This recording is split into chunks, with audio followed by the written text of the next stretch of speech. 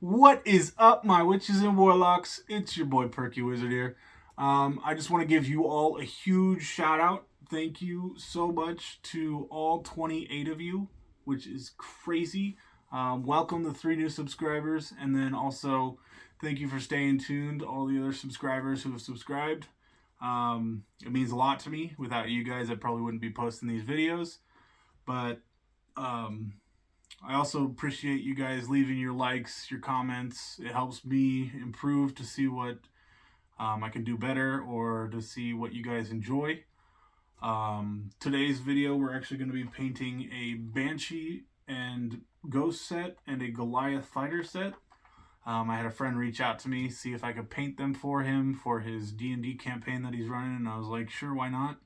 Because it allows me to upload content for you guys, and it allows me to have a little fun painting. But yeah, let's get into the painting. Alright everybody, so now here we are over the different view with the time-lapse going. So I'm going to be opening up this Banshee and Ghost set here, because these ones are the first that I decided to paint just because they are a little bit less detailed, I guess, with the different colors and whatnot. But yeah, I'm going to go ahead and open these up and kind of show them off here for just a second. So this is Ghost. And the first one was the Banshee. So I'm going to kind of show you what guys paints I'm going to be using. I'm going to be using this Ghostly Blue. And this purple here. So I went ahead and already loaded it all up. Did a little time skip to kind of save some time for you guys. So I just loaded up the purple, and I believe I added just the tiniest drop of that blue to kind of give it a more ghostly color, I guess, of purple. But yeah, so I'm just kind of slightly sprayed it on there so that you can still see that it's transparent, but you can also still see that it's got that hue of purple. And I just went with that purple because I felt like, you know, the Banshee being an evil spirit, that kind of purple would look really nice on it. But I'll go ahead and give you guys a description of the Banshee from the Player's Handbook. So, the Banshee is a medium undead creature. Its alignment is chaotic evil. The Banshee has a walking speed of 0, but it does have a flying/hovering speed of 40 feet. Another thing about the Banshee is it does know 2 different languages, Common and Elvish, which is pretty cool.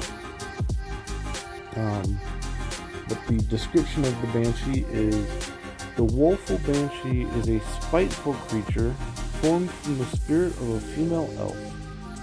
Its face is wreathed with wild, tangled hair.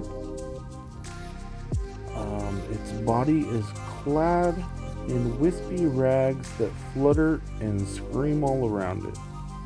So yeah, this is where we go with the Banshee. Next we're going to go ahead and get working on that Ghost, but here you go, get a close look.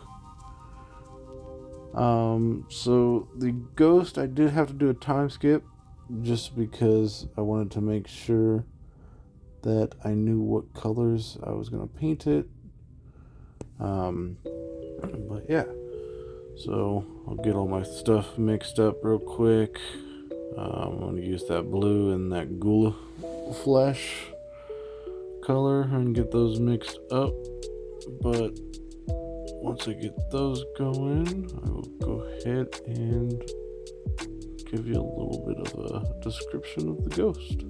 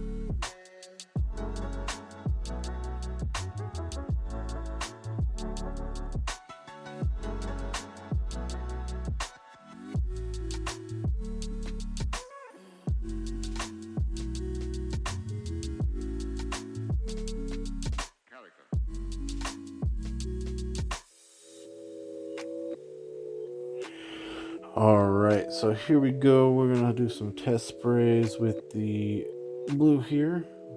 But once we get that, here we go. So I'll go ahead and read a little bit of a description of the ghost for you guys. So the ghost is a medium undead creature. It can have any alignment. I'm guessing based on its alignment it had in life. The walking speed of a ghost is 0. However, it does have that flying speed of 40.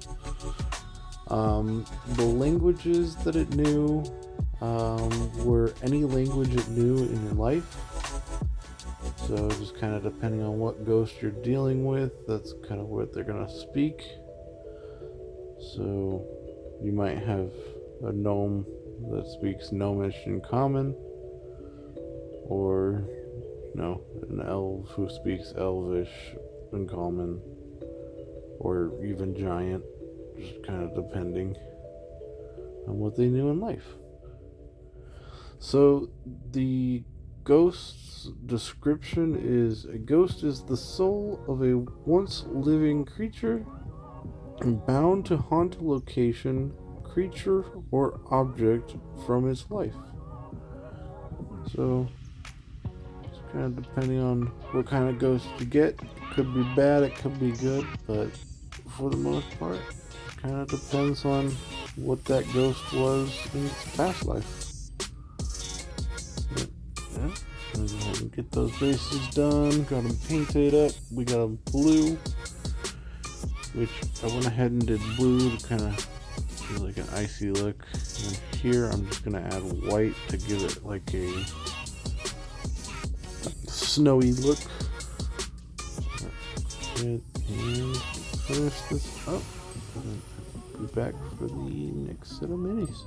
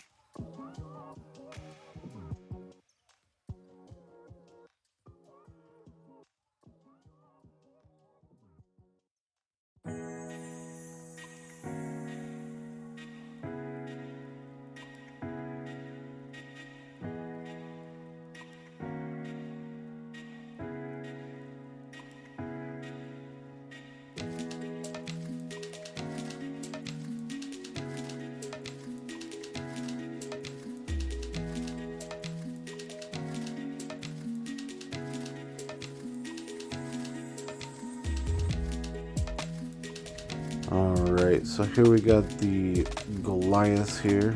So go ahead and start unboxing those. Put these guys there. So I'm going to grab some paint after I show them off real quick to you guys. Here we go. So I'm going to start off with this Owl Bear Brown. It's a darker brown, so I like that. That way I can get a lot of the shades in on the clothing. So I'll go ahead and mix that up real quick.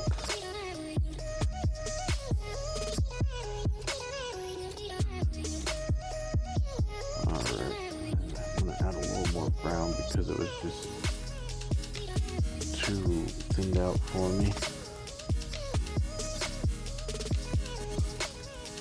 Alright, at that, and while I'm painting this for you guys, I'm going to go ahead and pull up the description of the Goliaths for you. Okay, at the highest mountain peaks, far above the slopes where trees grow and where the air is thin and the frigid wind howls, dwell the reclusive Goliath. Few folk can claim to have seen a Goliath, and fewer still claim friendship with them. Goliaths wander a bleak realm of rock, wind, and cold. Their bodies look as if they were carved from the mountain stone and give them great physical power. Their spirits take after the wandering wind, making them nomads who wander from peak to peak. Their hearts are infused with the cold regard of their frigid realm, leaving each Goliath with a responsibility to earn a place in the tribe or die trying. So, it's really cool. So they live up in the mountains. They're very reclusive. And yeah, so that's kind of the basic detail of the Goliath. However, Goliaths are also driven competitors.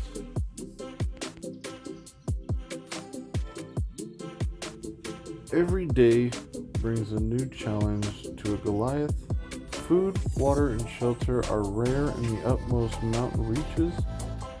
A single mistake can bring doom to an entire tribe, while an individual's heroic effort can ensure the entire group's survival.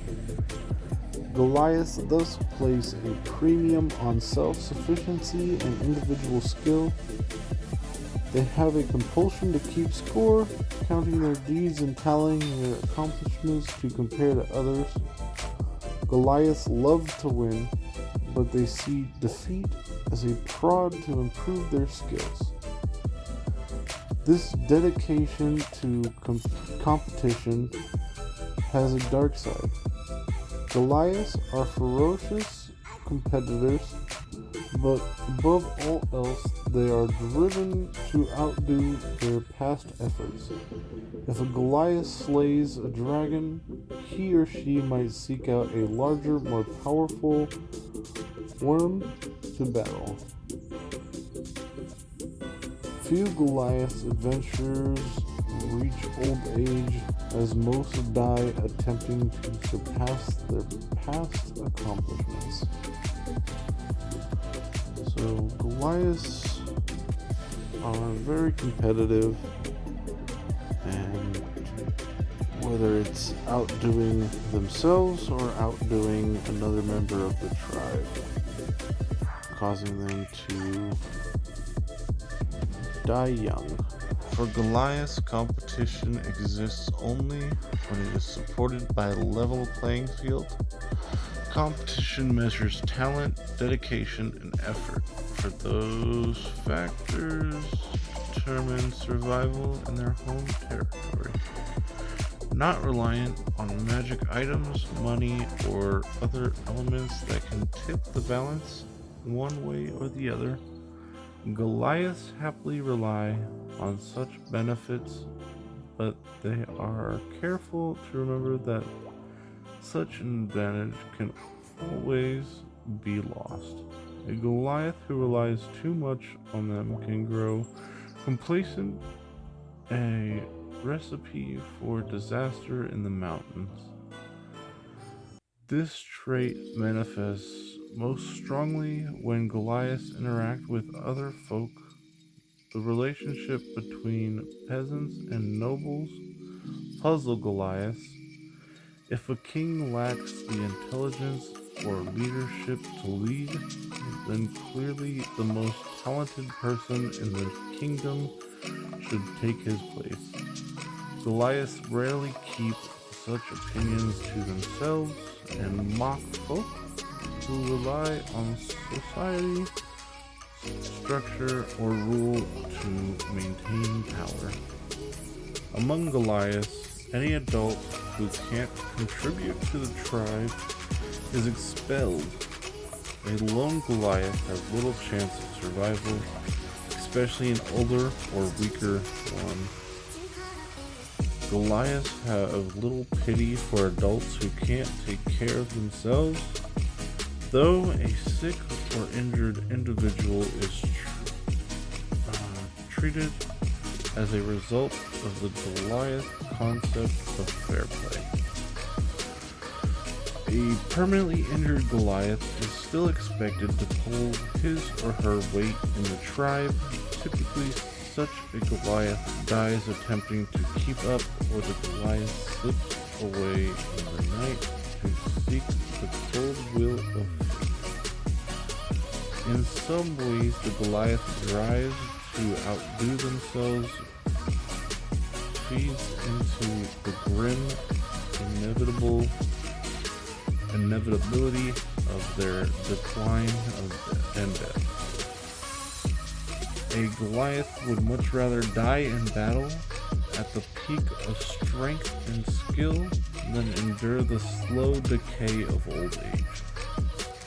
Few folk have ever met an elderly Goliath, and even those Goliaths who have left their people grapple with the urge to give up their lives as their physical skills decay. Because of their risk-taking, Goliath tribes suffer from a chronic lack of the experience offered by long-term leaders. They hope to innate wisdom in their leadership, for they can rarely count on wisdom grown with age. So Goliaths are also given 3 names: a birth name assigned by the newborn's mother and father, a nickname assigned by the tribe chief, and a family or clan name. A birth name is up to 3 syllables long. Clan names are 5 syllables or more and end in a vowel. Birth names are rarely linked to gender. Goliaths see females and males as equal in all things, and they find society with roles divided by gender to be puzzling or worthy of mockery. To a Goliath, the person who is best at a job should be the one tasked with doing it. A Goliath's nickname is a description that can be changed on the whim of the chieftain or tribe elder.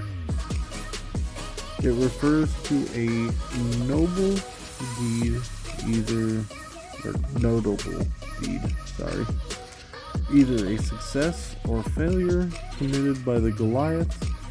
Goliaths assigned and use nicknames with their friends or other races and change them to refer to an individual notable deed.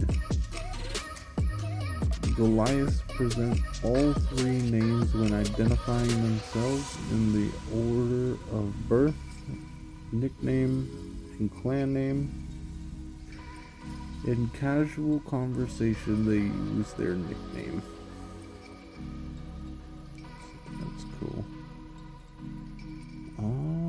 Let's see. Also, for some traits of a Goliath, so Goliaths share a number of traits in common with each other. Goliaths have a lifespan comparable to humans. They enter adulthood in their late teens and usually live less than a century. A Goliath size, Goliaths are usually between 7 and 8 feet tall and weigh between 280 to 340 pounds. Their size is medium. and then they have a base walking speed of 30. Goliaths are natural athletes. And then they also have an ability called Stone Endurance, where you can focus yourself to occasionally shrug off injury. They have a powerful build. You count as one size larger when determining your carrying capacity. They are mountain born, so you are resistant to cold damage. Let's see. And they also can speak Common and Giant, which is really cool. So now that we got kind of the basis of a Goliath down, go ahead and take a look at the fighters. Since these are the Goliath fighters. Alright, so fighters learn the basic of all combat styles. Every fighter can swing an axe, fence with a rapier, wield a long or great sword, use a bow, and even trap foes in nets with some degree of skill. Likewise, a fighter is adept with shields and every form of armor. Beyond the basic degree of familiarity, each fighter specializes in a certain style of combat. Some concentrate on archery, some fighting with 2 weapons at once, and some on augmenting their martial skills with magic. This combination of broad general ability and extensive specialization makes fighters superior combatants on battlefields and in dungeons alike. So, fighters are also trained for danger. Not every member of the City Watch, the Village Militia, or the Queen's Army is a fighter. Most of these troops are relatively untrained soldiers with only the most basic combat knowledge. Veteran soldiers, military officers, trained bodyguards, and dedicated knights and similar figures are fighters. Some fighters feel drawn to use their training and adventures as adventures. The dungeon delving, monster slaying, and other dangerous work common amongst adventurers is second nature for a fighter. Not all that different from the life he or she left behind. There are greater risks perhaps, but most greater rewards. Few fighters in the City Watch have the opportunity to discover a magic flame tongue sword, for example. So yeah, fighters are pretty familiar with all different sorts of weaponry, shields, armors, and a lot of different fighters are based off of public figures in the community, like your bodyguards, your knights,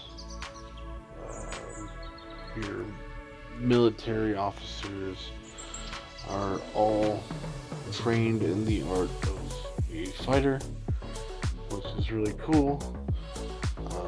So if you're ever playing D&D and you want to make a class, fighters are pretty tough.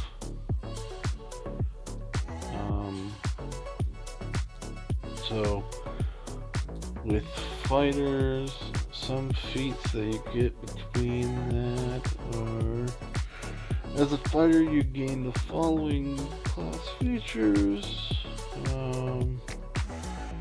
Let's see. You are proficient in all armors and shields. Weapons, you got simple weapons and martial weapons that you're proficient in. With your saving throws, you got strength and constitution. Skills, you get to choose 2 from acrobatics, animal handling, athletics, history, insight, intimidation, perception, and survival. And then the equipment that you can start with is you can start with a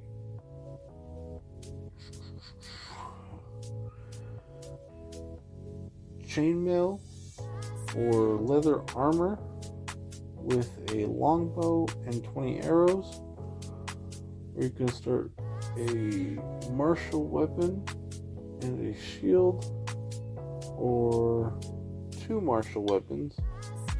You can have a light crossbow and 20 bolts, or 2 hand axes. You can also get a Dungeoneer's pack or an Explorer's pack, which each one of these you get, so you can choose between chainmail or leather armor and get the longbow and 20 arrows. And then another thing that you can decide to add to your backpack, pretty much, or your equipment, is a martial weapon and a shield, or the 2 martial weapons, and so on. So for fighting styles, you adopt a particular style of fighting as your specialty. Choose one of the following. So with that, you can choose if you want to be a archery, so you'll gain +2 bonus to attack rolls with ranged weapons. You can be a defense fighter. While you are wearing armor, you gain bonus AC.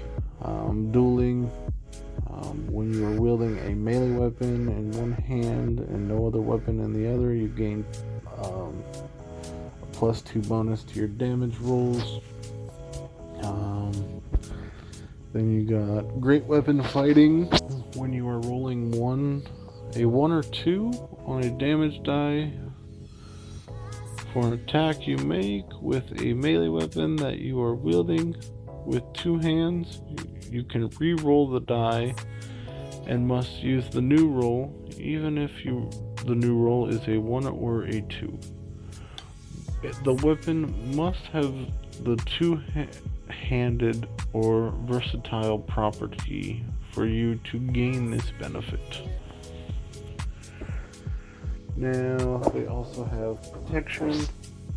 When a creature you can see attacks a target other than you that is within 5 feet of you, you can use your reaction to impose disadvantage on the attack roll.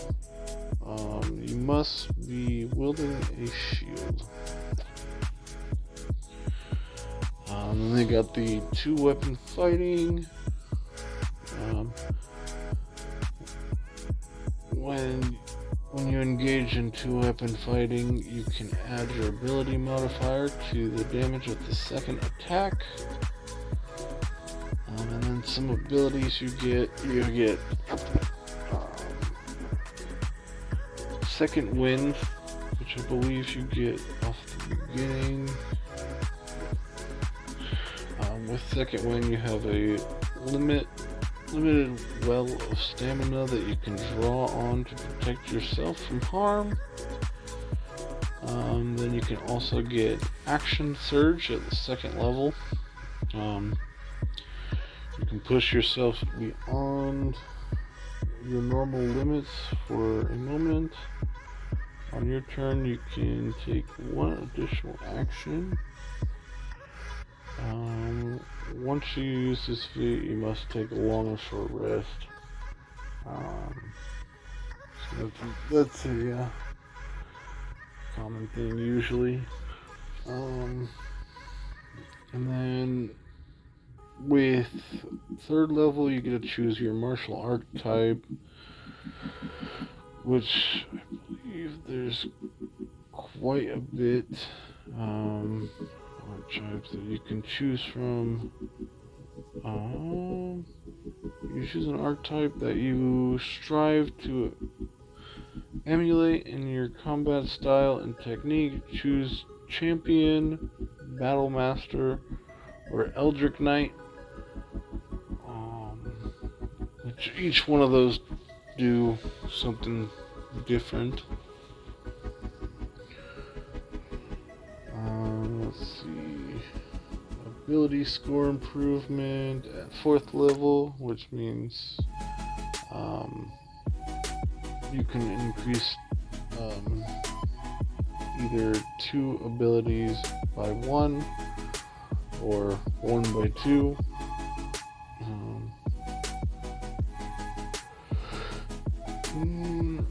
At 5th level, they get an extra attack. So you can attack twice instead of once. Whenever you take the attack action on your turn.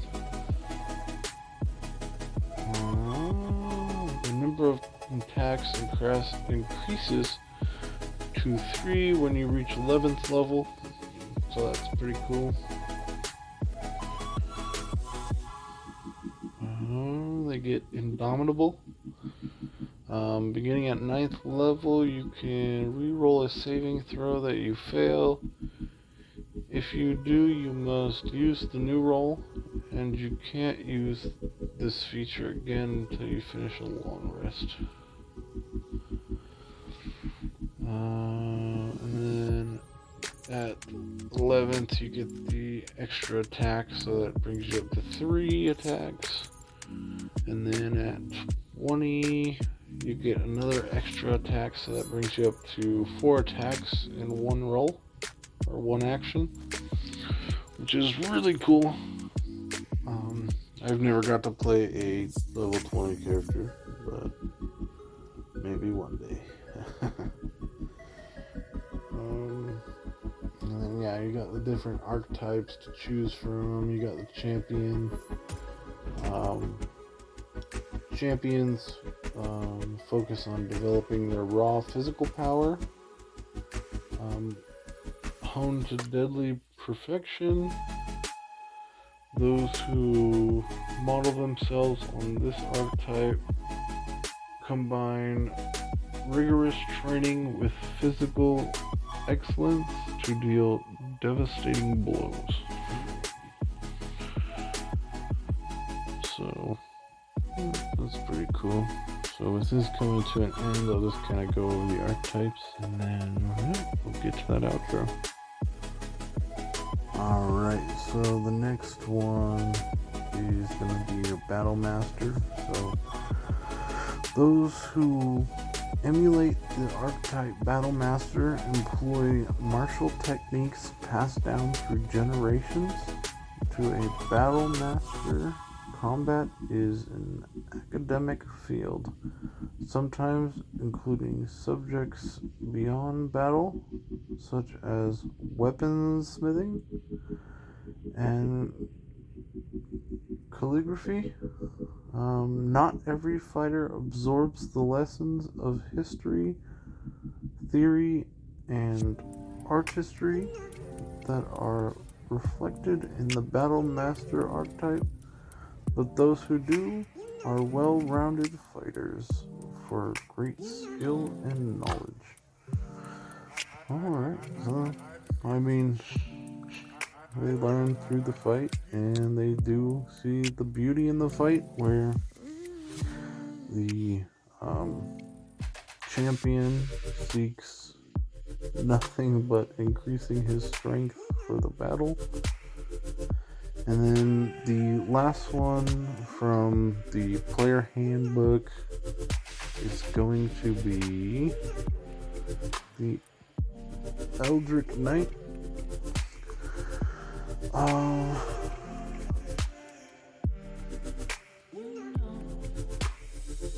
The Arctable Eldritch Knight combines the martial mastery common to all fighters with a careful study of magic. Eldritch Knights use magical techniques similar to those practiced by wizards. They focus their study on 2 of the 8 schools of magic: Abjuration and Evocation. Abjuration spells grant an Eldritch Knight additional protection in battle, and Evocation spells deal damage to many foes at once.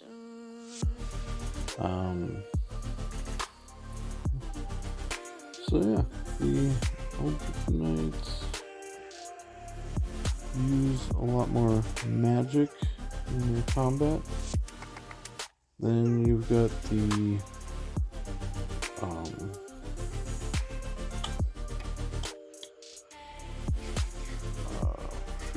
I'm pulling a blank. You got the Battle Masters. There we go. Who deal with more of learning through combat via the art and the beauty of it, and the weapon smithing and whatnot. And then you've got the champion, who focuses on just purely increasing his strength and basically just raw power in the battle, which is really cool. But I know there are a lot more archetypes to fighters and whatnot, but just kind of wanted to go over the basic, player handbook versions. That way I don't have to go too much into detail and throw anybody off who's new to learning D&D stuff. But yeah, so we're gonna come into an end with these paintings. I'm gonna show them off a little bit, and we might have just a little bit of, let's see. Alright. Okay, yeah, so actually here what I'm doing is I'm kind of adding a little bit of the tattoo marks on the heads, because the Goliaths do have their tribal marks. But I'll go ahead and add that to this, and then we will get to that outro. So we'll see you guys over there.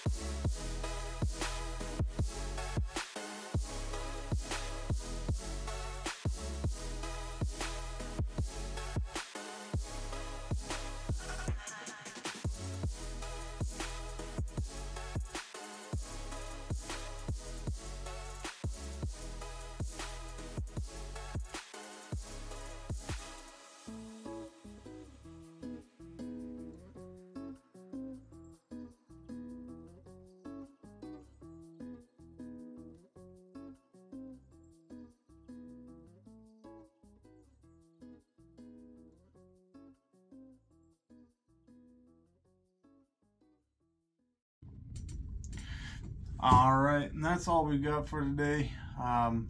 Hopefully you guys enjoyed. I do know I had a little trouble with the focus on the camera. I kept wanting to go off focus and get my hand, or I kept blocking the camera with my hand, but hopefully it didn't happen too much. and hopefully you all still enjoyed the video. If you are still watching and you're new here, subscribe, leave a like, leave a comment if you have anything to let me know. And then yeah, that's all I got for you. Thank you all for watching. You all have a wonderful rest of your day, and thank you all for the 28 subscribers. Peace.